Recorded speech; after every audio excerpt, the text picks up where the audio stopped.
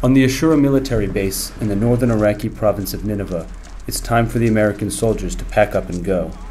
In 5 days, the U.S. forces are officially handing the base over to their Iraqi counterparts. But before that, everything they're not leaving behind must be packed. Everything from filing cabinets and tents to pressure hoses and hand grenades. Everything must go. Those soldiers not packing up the base have been tasked with mapping the area's different tribes and clans for future intelligence. To help with the transition to Iraqi control, they are partnered with Iraqi soldiers who are there to observe the workings of the U.S. military and hopefully imitate it after the American withdrawal. At first glance, it would appear that U.S. forces have stopped fighting the insurgency, but this is not the case. CCP-4 was attacked with a V-bed. The V-bed was most likely an AQI-ISI operation.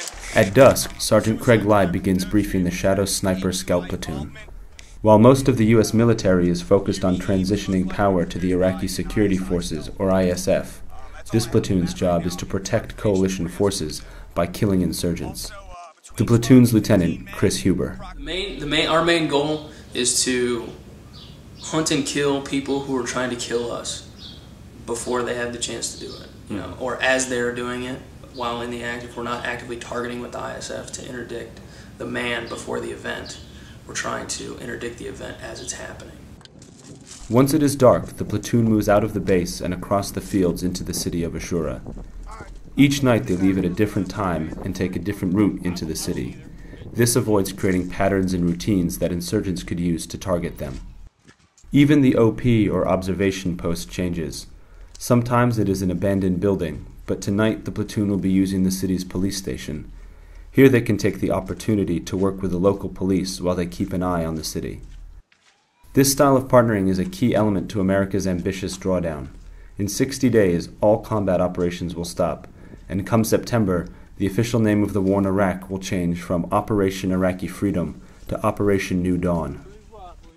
After an hour of zigzagging through the town, the platoon arrives at the station.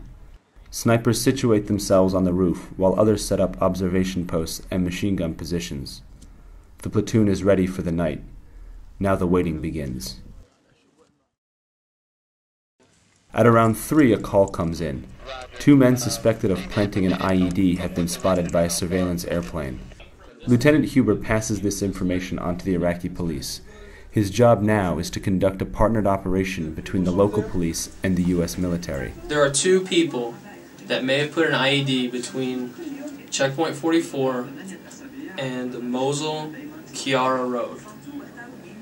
Do you understand? It's not easy, as the police don't seem to care, and everything seems to be getting lost in translation. He said this is belong to where? I'm gonna get a minute. Okay. 2 men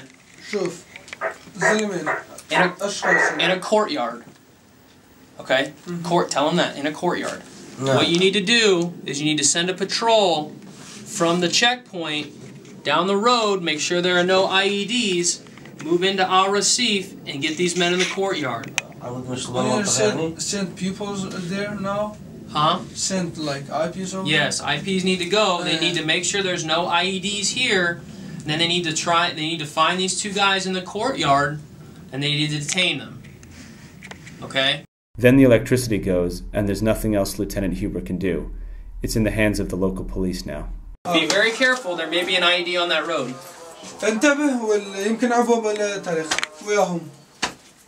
Okay? Okay, good luck. At 4, the soldiers pack up and start the walk back through the city to their base. They are finished for the night, but the danger remains.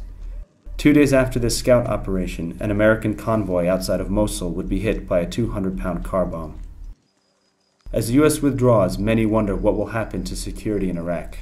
The fight in Iraq will remain, like the threat, like we talked about, the terrorist threat will remain in Iraq well after U.S. forces leave. As the scouts trudge home in the early morning light, the world waits to see what kind of day Operation New Dawn will bring to Iraq.